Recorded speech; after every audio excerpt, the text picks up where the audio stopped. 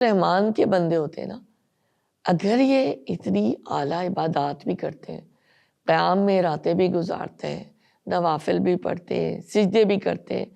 لیکن یہ عبادت ان کے اندر کوئی غرور پیدا نہیں کرتی، یعنی انہیں اس بات کا کوئی زوم نہیں ہوتا کہ ہم تو اللہ کے بڑے پیارے اور اس کے چہیتے، بھلا آگ ہمیں کہاں چھو سکتی ہے،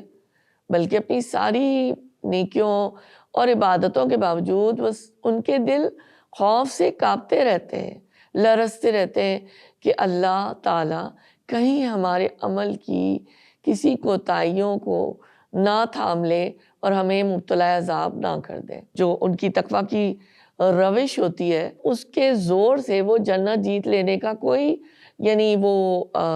بیج نہیں لگاتے اور وہ یہ نہیں کوئی دعویٰ کرتے۔ اللہ کے بندے، رحمان کے بندے ایسے ہوتے ہیں کہ وہ اپنی نیکیاں، بھلائیاں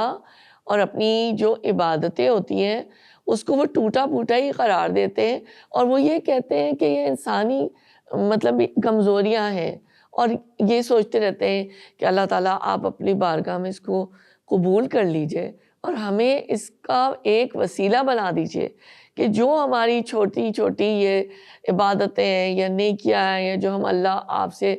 ہم آپ کے راستے پہ چلنے کی کوشش کر رہے ہیں، آپ ہم پر کرم فرما دیجئے اللہ تعالیٰ۔